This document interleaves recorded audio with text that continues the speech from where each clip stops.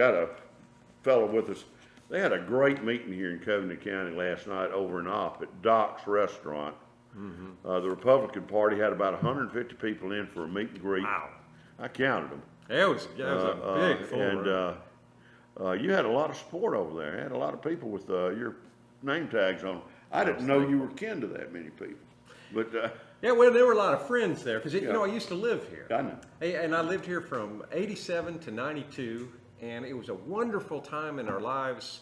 I hadn't been a Christian very long when we moved here, and we started having our kids here, and both of our kids were born right here in Andalusia, the Andalusia Hospital. Right. And it was an interesting thing because a lot of people at that time were going to Montgomery, they were going to Dothan Enterprise to have kids, and we just couldn't figure that out. Yeah. So we went 5 minutes away to the Andalusia Hospital, and our kids turned out great. So we're yeah, glad they were born. that's great. Folks, I didn't introduce him like I should have. This fella here on my left, the right as you're looking at it, is he's not a relative of mine. Seems like a mighty nice fellow. His name's Rich Hobson. And Rich lived here in Andalusia. In fact, his mother lives over in Elba. Isn't Elba, that that's right. We're from Enterprise, grew up in Enterprise, but my mom lives in Elba now. And she was there last night, too. Right. She had a good time. Rich is, and I say his lovely wife, because you don't just run for office if you're married.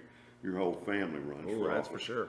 We're over at Op last night for the meet and greet that William Blocker kind of hosted for the Republican Party over there. And they've got a number of people that are running for the congressional seat presently held by Martha Roby. That's correct. And Ms. Roby, I guess there was a conflict or maybe a bigger name, I don't know, but She's not showing up to hardly anything. She didn't make it, but four fine people did make it that are interested in it. And one of them is kind of a local boy here, Rich Hobson, who is going to tell you a lot about himself in the next few minutes and what he does and what he has done and those kind of things. I'm going to kind of sit here to the side and just watch you take over and reel them in with your personality. Well, hey, thank you. I appreciate that. Well, I tell you what, I'll just go ahead and jump in if you want to. So that's right. I grew up in Enterprise by way of Fort Rucker. I was born into a military family. Right. And so 4th grade through 6th grade, I was at Fort Rucker, and through a flip of a coin, my parents chose Enterprise to move to after Fort Rucker. So I claim Enterprise as home. I met my wife in the 9th grade, and we dated each other on and off through high school. We both went to the Enterprise State Junior College. I went there 1 quarter. Oh, really? Yeah, it was a good school. LBW was a good school. Yeah, absolutely. In 1969, I think that's when it opened up. Yeah, I was around in the there. It first- was brand spanking new. It had been open 1 year when I Yes, went up there. I went there in the summer. Well, it means a whole lot to us because I was the first one in my whole family to go to college, and my wife and I both made sure that we got our degrees at the junior college because we didn't know if we'd ever go anywhere else. Sure. But at that time, I went on to Tuscaloosa. So I went to Alabama, and my wife, we weren't married yet, she went to Auburn. So that was the division right there. But then later on in the year, she finally said yes, and she agreed to marry me, and so we were married, and then she transferred to Tuscaloosa, and then she's a pretty big Alabama fan. So you have a mixed marriage at one time. And it didn't last long, but her parents never forgave me for that. So they were always big Auburn folks. But so yes, sir, that's what we did. And so we went to school, and I had been a small business owner in Coffee County before that, and I'd worked at a finance company around Tuscaloosa, but we started looking around for what are we going to do for the rest of our lives. And our deal was, after we finished grad school, is whoever gets the first job, that's where we're going to move. Sure. Lo and behold, my wife gets a job in Andalusia, Alabama. Really? So we moved here. And that started our journey. And this community was just, y'all were so kind to us. Because, I hadn't been a Christian very long. We moved here, and we ended up going to Zion Hill Baptist Church out near Strawn. I know where it is. And, It's grown a lot since y'all were here. It sure has. Yeah, they got an activity center. They got all sorts of stuff. But it was real small. There was about 30 people. And I had an aunt, found out I had an aunt who lived here, Irene Morgan. So she invited us out there, and those folks, they just loved on us and made us a pie. And we ended up staying there, and we were there every time the doors were open. And if we weren't there, there was a whole lot of accountability. But Reverend Melvin Kilpatrick was a pastor at that time, and he was real good for us. He ministered to me greatly. But so that's how we got here. And one of the first houses that we lived in around here was out at Point A, and it was Irene Butler's house. So Who was a big fan of yours. Well, she was at the meeting last night, and she came over to me and made sure, I've known her all my life. I knew her husband when I worked in Yes, the sir. ag business, knew Ray, and what a fine person. And, you know, I knew her through that, but this, you know, Covenant County's so Right. small, everybody knows. Sure. Everybody used to say, you know, it's, the town's so small, the banker knows whose check's hot and whose wife's not. And, That's good. so, you know, you know everybody, and she made sure that I knew. Irene Butler came over to me not once, but twice last night, and made sure that I knew Right. that you were her, the man she was backing. I am extremely thankful for that. So she's my landlady in 1988, and thank God I was a good tenant. Yeah. Okay, because you're right, we're big friends now. But just think, if I had been a bad tenant, hadn't paid, if I had left the house worse, you know, something like that. But we left that house better than when we got there, and it was a nice house anyway. But I have a great friendship with Irene, and I'm very, very thankful to know her. And she's out there plugging. She told me about a month ago. She said, "You're the last person I'm going to go out and put signs out for." So she's in her 90s, and she's out putting. She admitted it to me last night. Yes. I hate to do this. We're going to have Yes, to sir. stop and sell some advertising Oh, sure. for a minute. We'll be back shortly. Welcome back to Good News Covenant County with Brother John, and Cousin Jared, and Cousin Tom, and we're going to elevate him to cousin too. This All is right, I'm in the Cousin family. Rich Hobson. Well, you know, there's some families might not want to be in. Uh-oh. We may be more like the Hatfields or the McCoys, or Yes. or you know, or the, I don't know, one of the mafia families. Maybe you don't want to be a member of our family, but we're adopting you. Rich is running for Congress. He's one of several distinguished people running for Congress, but Rich has got some roots, you know, that are very, very deep in Covenant County and Coffee County. And we were talking about how when he lived in Andalusia, you know, the people that he had owned, the people that he had rented his home from when he and his wife first got here, and his children were born, you know, so he knows where the pig trails and the roads are. And after a few of our conversations today, he'll also know where some of the skeletons are. All right. But he was a, you know, and I think it's great he established his credibility. He probably knows where we live. And now I'd like to kind of, if you've got, we're here to hear about your position on issues. Sure. Well, yes, sir. And just a little bit about my background that lead up to the issue. So I did get my first job in the court system here in Covenant County. I was a court referral officer. So I went to all the city courts and district and circuit courts, and that was the beginning of my career. My big goal was to make it to Montgomery. I wanted to be in the capital city. And I wanted to work at the central office for the court system, which is the administrative office of courts. And it took me several years, but I finally worked my way up. And I had a great career at the Administrative Office of Courts, but it ended up having a plateau with Judge Roy Moore. I ended up meeting Judge Moore through the years. And when he was elected Chief Justice in 2000, he appointed me as the director of the state court system. So I was a mid-level bureaucrat who believed in efficiency and effectiveness, but then I got this great position, and I was able to lead the branch of government. Now doing that job, I had to come up with a budget, and it was a $180 million budget. I was over all the employees, 2,000 employees across the state, Right. 68 circuit clerks, 252 circuit and district judges. And after I came up with a budget, I had to secure the budget from the legislature, working with them. But then I had to do the all-important live within the budget, just like the hard-working ladies and gentlemen have to do in Covenant County. But that was a great experience and adventure for me. And I was a problem solver, administrator, manager, waste cutter. And that's how we were able to live within our means there.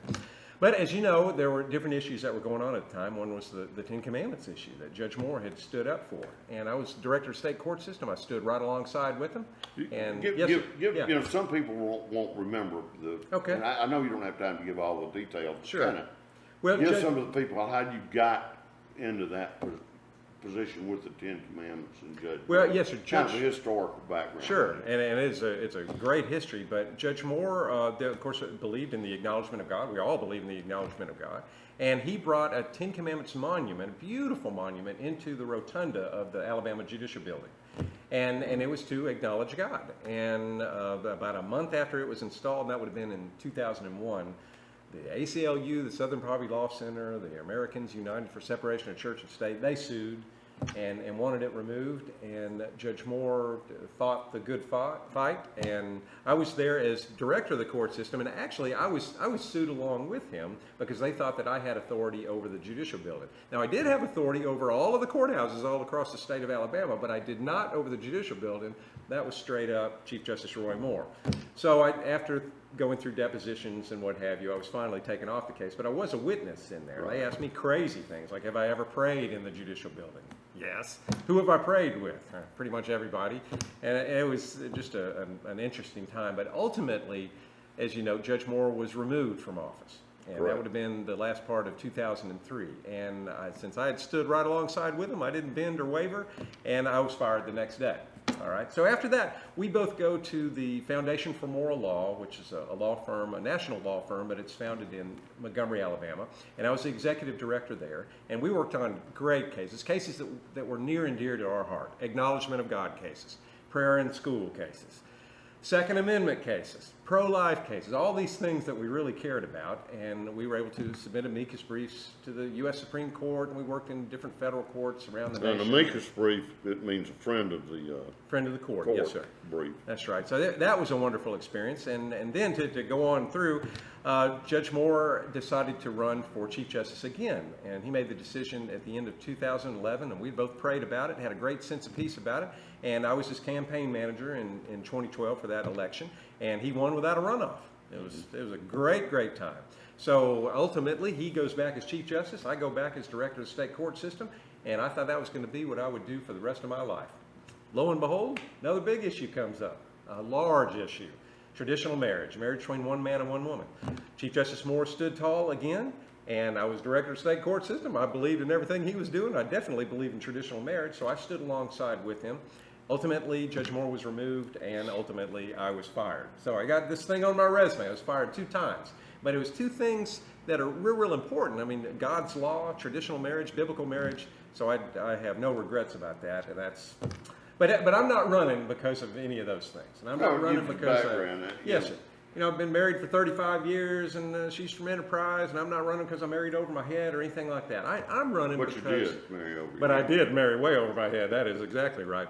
I'm running because I want to help preserve a safe, prosperous, and moral America for our children and for our grandchildren. I've got those 2 kids. I've got 2 grandkids now, and it cares a whole lot to me. So just real quick, the safe part, okay?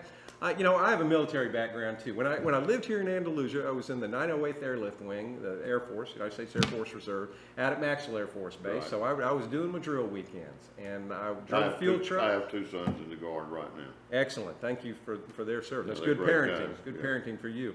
But I was backbone of the Air Force. I drove a field truck. Couldn't get off the ground without me. But I'm real proud of my service. I'm glad that I served. But the military is very important to me, and I want to make sure that our military is funded. So that's one of my priorities. And I want to make sure that we build the wall. But until we can build the wall, I think that we need to use our military to secure our borders. I announced on January the 3rd that I was running for this position. And I have talked every speech I've given, almost every speech I've given, I have mentioned let's use the military to secure the borders. And 2 weeks ago, the president started talking about it, and he's already ordering our National Guard in the different states in conjunction with the governors to these border states. And I'm thankful for that. It's a great idea. But I am interested in the military. Of course, there's lots of problems with our Veterans Administration and with VA benefits and with health care. We also have problems with rural health care. And here in Covington County, you know, we have rural healthcare, rural hospitals. And I know that we need to look at these problems. And I believe that there's a way that we can bring both of these problems and have a solution where we have veterans who are literally dying, waiting for bed space. And then we have rural hospitals, Florala and Op, who are looking for folks to fill the bed space. And I believe we could combine these 2 and make some good solutions. All right, well, we're going to stop here for a minute. We'll be back shortly. Welcome back to Good News Covington County with Brother John and Cousin Rich Hobson today. Cousin. Feel kind of like one of the Clampett family. I'll be Jethro. Who would you be? Jethro. Yeah, I think that'd be a better choice than Jethro. All Jethro was Jethro with a skirt. And, but anyway, we were talking about your position on some Sure. issues, particularly Veterans Affairs and rural health. Well, yes, sir. And here's why it's important. Well, first of all, it makes good common sense. Okay, but in the second district, we've got 15 counties. There's 12 rural healthcare facilities, not including nursing homes. Okay, so Right. it is vital to the second district. So I believe combining those two problems to make a solution, it just makes good common sense, and that will be something that I would push for. So that's You know that Covington and Crenshaw counties, depending on who dies every month, has the two highest populations per capita of veterans in the state. wow. Yes, sir. That's all the more reason. Yeah. And I appreciate everyone's service. And as I said, military is near and dear to my heart. So definitely want to make sure. And I am thankful for President Trump. You know, we need to make sure that we have the best trained military in the world and the best equipped military in the world. And President Trump has increased the budget by 16%. I want to make sure that we continue on that way. So that's the first thing is keep us safe. The second is prosperity. Okay. Now, I'm thankful that we got the tax cut, all right? We need more tax cuts. We're the greatest nation in the world. We need the lowest taxes in the world. But I think we've got to reorient our way of thinking about taxes. And I'm interested in looking at something like the fair tax, where we're taxed based on consumption.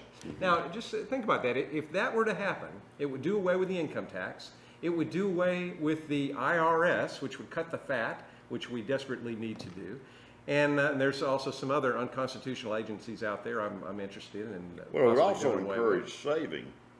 Yes, If you don't definitely. pay taxes on what you save or don't spend, and all of a sudden we would have enough cash in our coffers that maybe we wouldn't have to bark for the Chinese Well, that's exactly right. to buy it back, buy something back from them. Yes, sir. So it would bring in more revenue. Yeah. It would reduce our taxes, okay? So we get to keep more money and save more money, like you said. And it would do away with the Internal Revenue Service. So those are great ideas. But my background is, I said, running the court system, running a branch of government. You know, I have the background, the experience. You know, when I was at Alabama, I ended up getting a doctorate in public administration. I mean, I just have the experience and background to be able to do this kind of thing. And in Washington, D.C., they seem to know nothing about good ideas. And I think you had said on the break, that's a place where good ideas go to die. And I would like to do my part to try to change that. So that's the whole prosperity part. And I'm real interested in also looking at Department of Education, the way that they have shoved Common Core down our throats. You know, I definitely want to do away with that. Department of Labor, it seems redundant because we have a great Department of Labor here in the state of Alabama, and they do in every state. So there's a lot of things that the federal role has overtaken that I believe that this deficit that continues to grow every year, there are ways to reduce that deficit. So that's on that. Now, finally, the moral aspect. You know, I'm a Christian in government. All right, that's been my career for the past 30 years. And I would like to restore the values, bring back the values of our forefathers, bring back the values that we grew up on. And so I'm real interested in doing that. And the background that I have working with Judge Roy Moore, which I'm proud of my association. I'm proud that he's been a mentor to me. And I know how to stand up for things that are right and to go the distance with that. And I believe that will serve me well and serve the citizens of the second district well in Washington, D.C. So I look forward to that. I mean, like I told you before, I lost a job 2 times, and if given the opportunity again, I would do it because nothing higher than God's law. So those are the three pillars of what I would like to do. And here's why I think it's important, Mr. J. And it would be... Call me yes, John. John. Brother John? Brother John. All right. And it's because... Or hey you, or, you know, hey supper's ready or something like that. I got you. You know, issues come up. Right. Okay? And in the past 2 months, an issue has come up twice that our current congressman voted for twice. So the first was the Band-Aid budget that was voted on February the 9th. Okay? Right, the Now, 1.6 trillion. Yes, sir. But that first Band-Aid one, you know, it was a big red flag because it included $500 million to fund Planned Parenthood. I would have been a no vote for that. Okay? Now, that was the Band-Aid budget to get us to March the 23rd. On March the 23rd, Congress voted for it again. Of course, that was the humongous omnibus, Yeah. $1.3 trillion, full of waste, full of fat, money for sanctuary cities. I mean, please. There's so much waste in there, and $500 million to fund Planned Parenthood, an abortion provider. Now, our congressman voted for that 2 times, and I'm telling you right now, I would never vote for a bill that includes money for Planned Parenthood, that includes money for an abortion provider. I would not do it. I will not do it, and the resolve that I have from working in the court system and standing up for different issues and being fired, I believe proves that I have the resolve to go to Washington, D.C. and withstand those different pressures. The swamp in Montgomery, which is alive and well, they tried to change me and they couldn't. Washington, D.C. will try to change me like they try to change everybody, and they won't.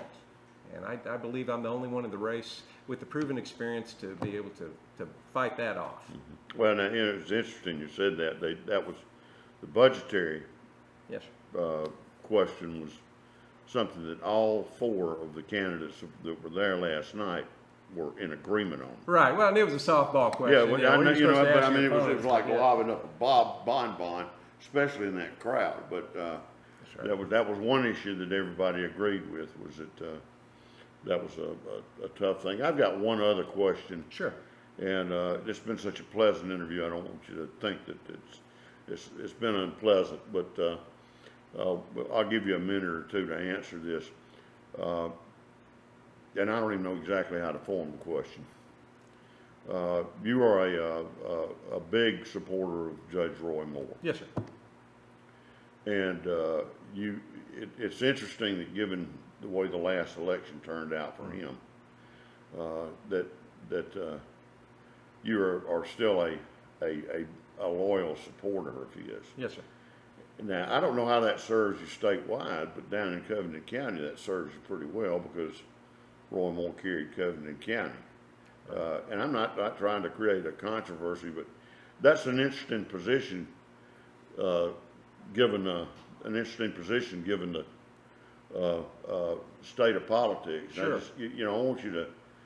We're going to take a break and come back. When we do, I want you to have time to formulate. I look forward to an answering this answer on that question. one, because Yes, I think it's an important Sure. That's a great insight, question. maybe into your character. Okay. Well, thank you. Yes, sir. I look forward to answering that. We'll be back in just a minute. Well, folks, we're headed into the final segment of our interview with Rich Hobson, kind of a local boy that's running for Congress. He's running with a lot of other people for a seat in Washington. He's made many of his points here, one of which is, I think, very important, is that, I don't know why, but we've lost a seat on the House military My goodness. bill. But one of the things that we were talking about was your experience with Judge Roy Moore in Yes, the last right. election, and you know, the way it, that I don't know what party that bug belonged to. This is live. Yeah, but the way that, if you can give us a few minutes of Yes. clarity about, you know, Sure. obviously you know him very well. That's exactly right. And if I could start out that way, the fact is I do know him very Yeah. well. And I met him in 1993. He was a brand new circuit judge in Etowah County. I worked for the Alabama Judicial College. I was Right. at the court system. So my function was to train judges and education and that kind of thing. It was a great job. But I ended up meeting him that day. And then about twice a year, I got to know him at winter meetings and summer meetings for the judges. And generally, I saw him at the prayer breakfast because we always had one for the judges' meetings. And I was kind of the resident Christian on staff. So they always got me to staff it. Hey, Rich, you want to staff the prayer meeting? Yeah, you bet. So I would get to talk to Judge Moore twice a year, okay?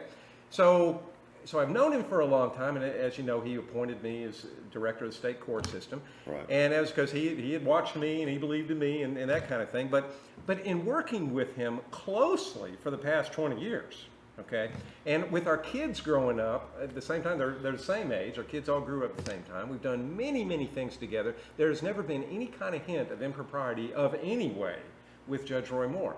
Now, in another dimension, I've been involved with him in all these different campaigns he's been in. He ran for governor twice in the 2000s, okay, so, and heated contests. I mean, they weren't easy elections. So I was around in those elections. I was his campaign manager in 2012 when he ran for the Chief Justice. Heated election against two well-funded, well-known opponents. And and nothing ever came up. No kind of impropriety came up. Okay, and then I was his campaign manager just now when he ran for the U.S. Senate, and as you know, that was the most heated ever.